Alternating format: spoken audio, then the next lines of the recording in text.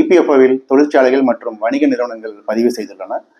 இப்படிப்பட்ட தொழிற்சாலைகள் அல்லது வணிக நிறுவனங்கள் இதுவரை இபிஎஃப்ஓவில் பதிவு செய்யப்படவில்லை என்றாலும், அல்லது இந்த தொழிற்சாலைகள் மற்றும் வணிக நிறுவனங்களில் பணிபுரியும் தொழிலாளிகள் இதுவரை அவர்கள் தகுதியுடையவர்களாக இருந்தும் இதுவரை பதிவு செய்யப்படாமல் இருந்தாலும் இந்த திட்டத்தின் மூலம் பயன்பெறலாம். இந்த திட்டத்திற்கான கால அளவு 1 நவம்பர் 2025 முதல் 30/4/2026 வரை ஆகும்.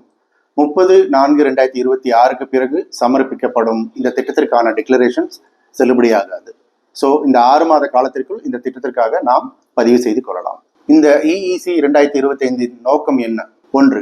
இதுவரை ஏதேனும் ஒரு காரணத்திற்காக வருங்கால வைப்பு நிதி ஆணையத்தில் பதிவு செய்யப்படாத தொழிற்சாலைகள், வணிக நிறுவனங்கள் மற்றும் அதில் பணிபுரியும் தொழிலாளர்கள் ஏதேனும் ஒரு காரணத்திற்காக அவர்கள் தகுதி இருந்தும் வருங்கால வைப்பு நிதி ஆணையத்தில் பதிவு செய்யப்படாமல் இருந்தால் அவர்கள் இந்த திட்டத்தின் மூலமாக இப்பொழுது பதிவு செய்து கொள்ளலாம்.